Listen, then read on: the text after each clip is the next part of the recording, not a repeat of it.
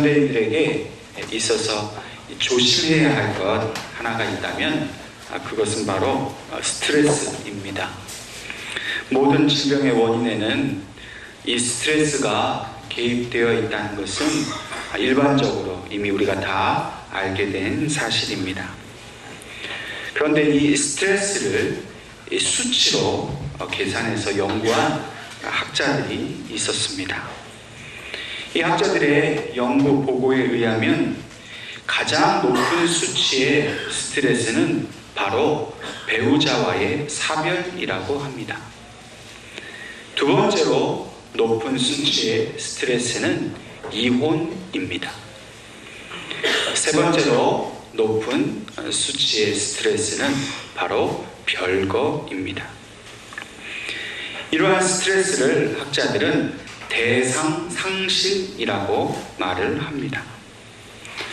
말 그대로 자기가 사랑하고 의지했던 그 대상을 잃었을 때의 그 상실감이, 그 스트레스가 가장 크다는 것을 말하고 있습니다. 이렇게 극심한 스트레스와 이런 상실감을 느낄 때에는 거기에 에너지가 또 생기고 있다는 것입니다. 이때 발생하는 에너지를 두 가지로 나누어 볼 수 있습니다. 하나는 파괴적인 에너지입니다. 이 상실감을 통해서 스트레스를 받으면 사람이 파괴적인 에너지를 가지게 된다는 겁니다. 그래서 인간은 이 견디기 힘든 상실감에 빠져서 스스로 절망하고 스스로 헤어나올 수 없는 그런 깊은 구렁텅이에 빠지게 되어서 결국은 자기 인생을 불행하게 만드는 것이 바로 이 파괴적인 에너지로 말미암는 현상입니다. 또 한 가지 다른 에너지는 이 파괴적인 에너지와는 정반대의 창조적인 에너지입니다.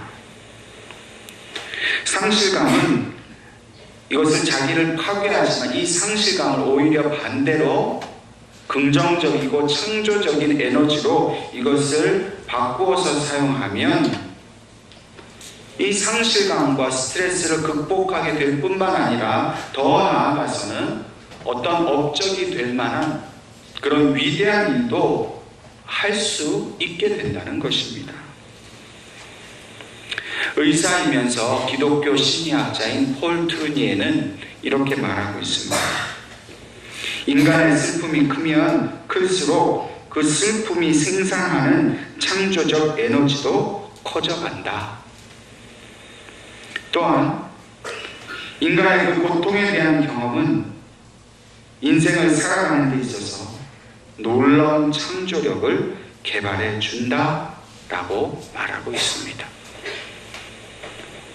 우리가 큰 슬픔을 겪게 되면 무기력해지고 또 절망감 때문에 낙심하게 되지요. 그런데 파괴적 에너지를 작용시키면 결국 그 절망에서 일어나지 못하게 되는 겁니다. 그러나 반대로 긍정의 에너지, 창조적 에너지를 발생시키면 오히려 그 고통 때문에 더 위대한 일도 우리가 할 수 있게 된다는 것입니다. 하나님의 말씀은 오늘 우리에게 있어서 우리가 당하는 그런 고난이나 그런 아픔이 결코 우리 스스로를 파괴할 수 없다라고 말씀하고 있습니다. 우리가 당하는 고난과 아픔이나 이 절망이 결코 불행한 것으로 결말 맺지 않기를 하나님은 원하고 계십니다. 하나님은 오늘 우리가 당하고 있는 이러한 여러 가지 고난과 아픔을 통해서 오히려 하나님 앞에 더욱더 다가가며 하나님이 주시는 그 은혜와 축복을 누리며 살기를 하나님은 원하고 계십니다. 여러분, 우리가 지금 당하고 있는 여러 가지 힘들고 고통스럽고 극심한 스트레스가 되는 이 어려운 환경은 하나님을 향한 긍정적이고 창조적인 그런 에너지로 힘으로 하나님이 바꾸어 주시는 줄로 믿으시기를 바랍니다. 성경에 나오는 대부분의 인물들은 이러한 자신들의 고난, 절망, 방황, 그 아픔 속에서 스스로 불행해지는 것이 아니라 오히려 하나님께 대한 그 믿음과 소망으로 그것을 바꾸어서 결국 믿음으로 승리하는 삶, 하나님의 은혜가 충만한 그런 사람이 되었던 것을 우리에게 보여주고 있습니다. 성경에 나온 그 위대한 인물들 한 사람 한 사람 모두 동일하게 이러한 신앙의 그 모든 인생의 굴곡을 이겨내고서 하나님의 사람이 된 것입니다. 성경에 나오는 모든 사람들 중에 그 절정의 모습을 보여준 사람이 있습니다. 바로 예수님이십니다. 예수님은 로마 군인들에게 잡혀가시기 전에 겟세마네 동산에서 너무나도 큰 괴로움과 외로움 속에서 기도하셨습니다. 앞으로 예수님이 당하셔야 할 그 마지막 최후의 모습이 그 십자가에 달려 죽으시는 그 모습에 대해서 다 아셨기 때문에 그 피하고 싶은 고통의 모습을 현실적으로 받아들이셔야 한다는 그 가장 큰 스트레스를 예수님은 다 겪으신 겁니다. 여러분 한번 생각해 보십시오. 우리도 마찬가지 아니겠습니까? 내가 내일 모레면 가장 큰 형벌을 받고 사형을 당한다라고 생각을 해 보십시오. 그 고통을 우리가 어떻게 이겨낼 수 있겠습니까? 그러나 예수님께서는 그 앞으로 당하실 그 스트레스와 수치와 모욕과 그 고통을 다 받아내시면서 결국 부활이라는 가장 강력한 능력으로 다시 살아나셔서 오늘 이러한 고통 속에 살아가고 있는 우리들에게 강력한 창조적인 에너지, 부활과 영생의 그 소망을 주고 계신다는 사실을 기억할 수 있기를 바랍니다. 오늘 본문에 나오는 예루살렘 교회, 이 예루살렘에 시작된 이 초대교회가 바로 이러한 하나님의 긍정의 에너지, 창조적 에너지, 예수 그리스도를 통해 주시는 부활과 그 영생의 소망을 가진 공동체였음을 우리에게 잘 말씀해 주고 있습니다. 본문의 말씀은 앞서 있는 이 사도행전 4장 32절부터 5장 11절까지의 말씀을 배경으로 하고 있습니다. 먼저 이 앞서 있는 이 말씀의 내용을 한번 살펴보는 것이 매우 중요합니다. 베드로와 사도들이 이 대제사장과 장로들과 서기관들에 의해서 핍박을 받았습니다. 그 핍박의 이유는 예수의 이름으로 병자를 고치지 말라는 겁니다. 예수의 이름으로 복음을 전하지 말라는 그들의 위협이었습니다. 그러나 이러한 위협에도 불구하고 이 사도들을 통한 이 복음 전파의 불꽃은 쉽게 꺼지지 않았습니다. 오히려 더 그 핍박과 위협 속에서 더욱더 불타오르게 되었습니다. 사도들을 통해서 성령의 역사가 나타나게 되고 그 성령의 도우심을 통해서 믿는 자들이 더 많이 늘어나게 되었습니다. 오늘날로 얘기하면 이 예루살렘 초대교회에 교인들의 숫자가 많이 늘어났다는 것입니다. 그러나 단순히 교인들의 숫자가 늘어나서 교회가 부흥하게 되었다라는 정도가 아닙니다. 그들의 삶이 바뀌었다는 겁니다. 여러분, 정통 유대인들이 예수를 믿고 초대교회 교인이 된다는 것은 오늘날로 얘기하면 저 이슬람 문화권에 사는 사람, 이슬람 교도가 예수님을 믿게 된다는 것을 의미합니다. 여러분, 지금도 이슬람 교도가 예수를 믿으면 그 사회에서 완전히 매장되고 심지어는 목숨까지도 잃게 되는 것이 바로 그런 모습입니다. 예수를 믿게 된 유대인들은 단지 종교를 바꾼 게 아니라 그들이 그동안 가지고 있었던 모든 것을 잃어버릴 그런 가장 극심한 위기를 극복하고서 오직 예수님만 따라가게 되었다는 것을 의미합니다. 그들의 삶 전부가 바뀌었습니다. 본문의 말씀을 보면 그 대표적인 변화가 있는데 그것은 바로 자신들의 소유에 대한 그들의 자유함이 생겼다는 것입니다. 4장 32절 말씀을 제가 한번 읽겠습니다. 믿는 무리가 한 마음과 한 뜻이 되어 모든 물건을 서로 통용하고 자기 재물을 조금이라도 자기 것이라 하는 이가 하나도 없더라. 사도들을 통해서 이 예루살렘 사람들이 예수님을 만나게 되었습니다. 성령을 임재한 그 성령의 임재를 경험한 믿는 무리가 되었습니다. 교인이 되었습니다. 교회를 이루었습니다. 성령 안에서 한 마음과 한 뜻으로 모여 있습니다. 단지 그저 그 교회에 참여한 것이 아닙니다. 그들은 오직 성령 안에서 서로의 다른 기질, 서로 다른 성향 이런 모든 것을 극복하고 오직 한 마음과 한 뜻으로 교회를 이루었다는 것입니다. 그리고 최종적으로 자기의 소유를 자발적으로 내놓았습니다. 오늘 식으로 얘기하면 우리가 가진 아파트, 자동차, 땅 다 팔아서 교회에다 다 헌금을 했다는 겁니다. 여러분 오늘날은 불가능한 일이지요. 그러나 그들이 그렇게 내놓을 수 있었던 것은 물질이 불필요해서가 아니었습니다. 무슨 물질을 부정한 것으로 여기는 이상한 사상 때문에 그렇게 한 것이 아니라 오직 본문의 말씀처럼 자기의 것이라 하지 않았기 때문에 그렇게 내어놓을 수 있었습니다. 자기의 소유가 아니라 그것은 하나님이 주신 은혜라고 믿었기 때문에 그것을 교회에다 바쳐놓고 모든 교인들과 그것을 공유하는 것에 이들에게는 아무런 문제가 없었다는 것을 말합니다. 더욱 중요한 것은 4장 34절 말씀에 그 중에 가난한 사람이 없었다라는 겁니다.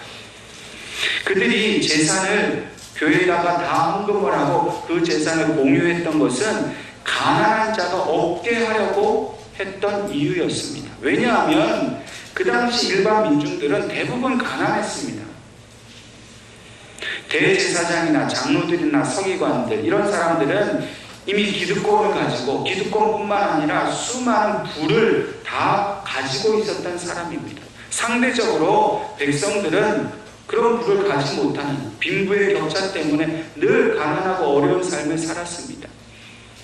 그것 때문에 이 초대교회 교인들은 자기의 재산이 많던지 적던지 간에 그것을 다 내어놓고 가난한 사람이 없도록 물질 때문에 힘든 사람이 없도록 하기 위해서 그것을 주님의 사랑으로 나누었다는 것을 말하고 있습니다. 한마디로 참으로 은혜롭고 복된 공동체였습니다.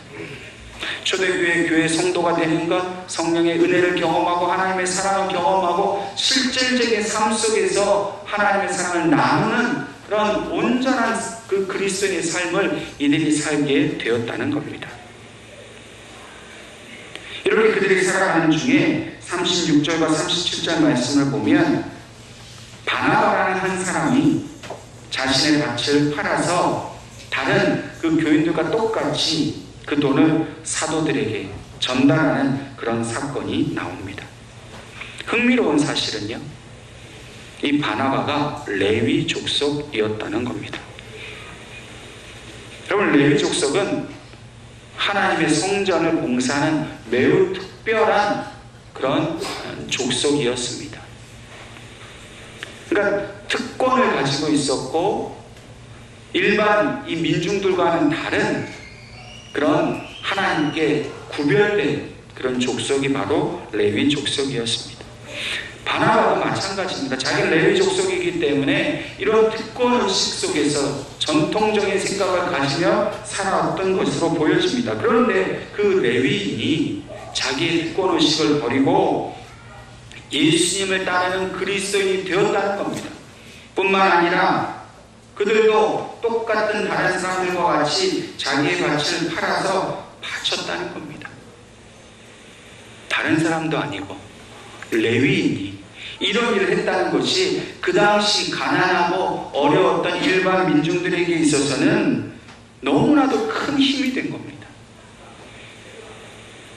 자기와 다른 신분, 상류층에 살아가는 저 레위인이 자기들과 똑같이 낮은 모습으로 살게 되었다. 이것은 하나님의 사랑이 아니면, 예수 그리스도가 아니면 될 수 없는 일입니다. 한마디로 이 초대교회 교인들은 마치 천국에서 사는 것과 같은 그런 기쁨과 그런 은혜를 누리며 살아가고 있었다는 겁니다. 그런데 이 공동체에 한 가지 무서운 사건이 일어나게 되었습니다. 오늘 본문인 5장 1절 이하의 내용을 살펴보면 이 아나니아라는 사람과 그의 아내 삽비라라 하는 사람이 이 바나바처럼 또 초대교회의 다른 성도들처럼 자신들도 자기의 소유를 다 팔아서 그것을 사도들에게 전해주었습니다. 그러나 문제가 있었습니다. 그래서 정직하게 그 판 그대로 다 사도들에게 갖다 준 것이 아니라 그 중에 얼마를 감추었다는 것입니다. 여러분, 오늘 우리 식으로 생각하면 자기의 소유를 팔아서 어느 정도 교회다 내고 나머지 자기가 갖는 거 아무 문제가 없지요. 그러나 문제는 이 아나니아와 삽비라가 자신의 모든 소유를 바칠 수 있었던 그것이 바로 성령의 인도하심과 은혜였다는 사실을 이 아나니아와 삽비라는 알지 못했습니다. 이 아나니아와 삽비라는 그저 다른 사람이 했던 걸 흉내낸 겁니다. 멋져 보였거든요. 나도 저렇게 하지 않으면 안 될 것 같은 부담감 때문에 일부러 그런 척 했다는 겁니다. 성령의 지배 아래 있지 않고 여전히 자기의 탐욕 가운데 있을 때 그들은 오히려 결과적으로 하나님을 속이고 성령님을 속이는 일을 하게 된 것입니다. 이러한 아나니아의 행위에 대해서 베드로는 5장 3절에 뭐라고 얘기합니까? 베드로가 이르되 아나니아야 어찌하여 사탄이 내 마음에 가득하여 내가 성령을 속이고 그 땅값 얼마를 감추었느냐. 이것은 하나님께 거짓말한 것이다 라고 이 베드로가 아나니아를 꾸짖고 있습니다. 여러분, 얼마나 두려운 말입니까? 교회를 위해서, 하나님을 위해서 자기의 소유를 팔았지만 결국 그 마음속에는 사탄이 있었다는 거예요. 사람을 속일 수는 있었지만 그들이 한 행위는 하나님을 속인 것이고 하나님께 거짓말한 것이라는 겁니다. 그런데 그 결과 아나니아가 그 자리에서 죽임을 당하게 됩니다. 사람들이 그의 시신을 메어다가 장례를 치루었습니다. 장례가 끝나고 약 3시간 후에 그의 아내 삽비라가 또 이 사도들 앞에 나왔습니다. 여기서 궁금한 게 어떻게 남편이 죽었는데 그 장례 지내는 것을 아내인 삽비라가 모를 수 있는가 하는 것입니다. 당시에 이 초대교회 전통을 살펴보니까 성령을 거스려서 죄를 짓고 죽은 자는 가족들에게도조차 알리지 않고 장례를 치르는 그런 풍습이 있었던 것으로 보여집니다. 아무튼 간에 이 아내는 자기 남편이 죽은 것을 알지 못하고 베드로 앞에 섰습니다. 베드로는 삽비라에게 또다시 묻습니다. 너희가 드린 이 돈이 그 땅값을 판 온전한 돈이냐? 삽비라는 자기 남편처럼 똑같이 거짓말을 하게 되었습니다. 베드로는 크게 진노하면서 어찌하여 주의 영을 시험하려고 하느냐라고 책망하였고, 이에 삽비라도 똑같이 그 자리에서 죽임을 당했습니다. 이 아나니아와 삽비라의 사건은 당시 예루살렘 교회 성도들에게나 오늘 우리에게나 똑같이 충격적인 사실이 아닐 수 없습니다. 아니, 예수를 믿지 않은 것도 아니고 또 예수를 믿었다가 핍박받아서 죽은 것도 아닙니다. 그랬더라면 우리가 이해할 수 있습니다. 그러나 아나니아와 삽비라는 당시 초대교회 성도들과 함께 천국의 삶을 살고 있었습니다. 한참 부흥하고 있었던 예루살렘 교회의 한 일원이었습니다. 비록 그들의 소유를 팔은 값의 일부를 감추었다 하더라도 그것 외에 아나니아와 삽비라가 죽어야 할 어떤 다른 도덕적이고 인격적인 결함이 결코 보이지 않았습니다. 아무리 그들이 다른 사람을 잘 도와주고 도덕적으로 인격적으로 문제가 없었다 할지라도 오직 하나, 성령님을 속인 것은 결코 용납될 수 없는 범죄라는 사실을 이 사건을 통해 우리에게 보여주고 있습니다. 하나님의 성령이 역사하는 그런 교회가 되어야 되는데 사탄이 역사할 빌미를 준 겁니다. 결과적으로 이 아나니아와 삽비라의 죽음은 예루살렘 교회에 큰 상처가 되었습니다. 큰 아픔이 되었습니다. 5장 11절 말씀에 온 교회와 이 일을 듣는 사람들이 다 크게 두려워하니라 말씀하고 있습니다. 아니, 예수 잘 믿고 재산까지 나눠가면서 정말로 행복한 신앙생활을 하고 있었던 이 예루살렘 교회에 하루아침에 날벼락이 일어난 겁니다. 모든 사람이 두려워졌습니다. 어떤 사람들은 괜히 자기가 찔려가지고 위축이 되고 내가 괜히 여기 왔나? 내가 괜히 내 재산 다 팔아서 여기 들어온 건 내 잘못한 거 아닌가? 이런 불신과 의심이 일어날 수 있는 그런 위기가 지금 이 예루살렘 교회에 찾아온 것입니다. 세상과 나는 간 곳 없고 구속한 주만 보이도다 라고 이렇게 고백하면서 천국을 누렸던 이 예루살렘 교회에 큰 상실감이 찾아오게 된 것입니다. 여러분, 오늘 우리도 마찬가지입니다. 오늘 우리 공동체에도 얼마든지 이러한 영적 위기가 찾아올 수 있습니다. 한 사람만 사탄에게 그 빌미를 주는 죄악에 빠지기만 해도 공동체 전체가 큰 위험을 겪을 수 있는 그런 어려움이 찾아올 수 있습니다. 이미 우리 공동체는 그런 어려움을 겪어보지 않았습니까?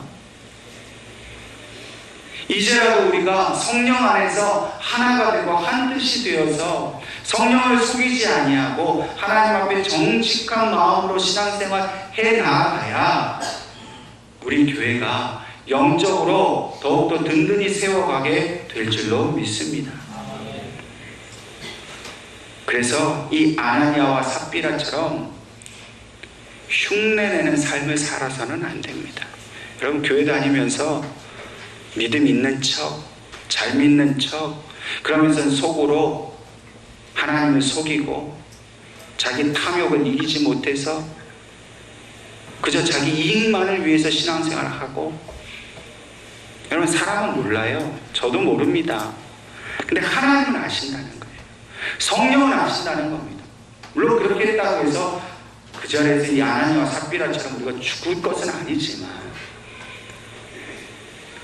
그러나 언젠가 그것이 드러나면 그것 때문에 모든 교회가, 우리 교회 모든 성도들이 큰 영적 위기를 겪을 수도 있다는 겁니다. 여러분, 한 사람 한 사람이 너무나도 중요합니다. 성령님을 속이지 않고 정말 진실한 마음으로 하나님의 은혜를 간구하면서 믿음으로 사는 것이 너무나도 중요합니다. 나는 죄가 없어. 나는 하나님을 교회는 다니지만 하나님 의지하지 않아. 그냥 나는 내 힘과 능력, 내가 가지고 있는 돈, 이거면 충분하지. 교회는 그저 주일 한 번 가서 예배만 드리면 됐지.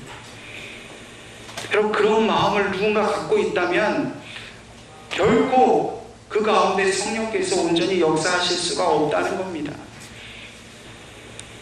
여러분, 성령 하나님께서는 지금 이 시간에도 우리 가운데 충만히 거하기를 원하고 계십니다. 우리 가운데 임재하기를 원하십니다. 근데 우리 마음에 성령님을 멸시하고 무시하는 마음이 있다면 우리 모두가 하나님 앞에 위기를 겪을 수밖에 없다는 겁니다. 여러분, 정말 성령이 행하시는 교회가 되기를 원한다면 저와 여러분이 우리 마음을 솔직하게 하나님 앞에 내어놓고 나는 정말 하나님을 온전히 의지하며 살아가고 있는가? 나는 정말 성령님의 충만함을, 그분의 인도하심을 나는 바라보고 있는가? 아니면 나는 그거는 그냥 습관이고 주일에 한 번 하는 거고 그냥 그것과 상관없이 내 마음대로 살아가고 있는가? 반드시 자기 자신을 되돌아볼 수 있기를 바랍니다. 여러분, 그러면 혹 우리에게 아픔이 생기고 절망이 있다 할지라도 하나님 그것을 은혜로 바꿔주심을 믿으시길 바랍니다. 하나님께서 이렇게 은혜로 이 예루살렘 공동체를 어떻게 치유하셨는가 하는 것이 오늘 저와 여러분이 읽은 본문 12절 이하에 계속해서 나타나고 있습니다. 사도들을 통해서 성령의 표적과 이적이 계속해서 나타나고 있습니다. 하나님께서 이 예루살렘 공동체가 아나니아와 삽비라 사건으로 인해서 엄청난 두려움과 고통 속에 있는 것을 아시고 오히려 그들의 아픔을, 그들의 상실감을 창조적인 에너지로 하나님의 은혜로 그것을 변화시켜 주었습니다. 사도들이 병자들의 머리에 손을 얹고 기도할 때에 질병이 치유가 되었습니다.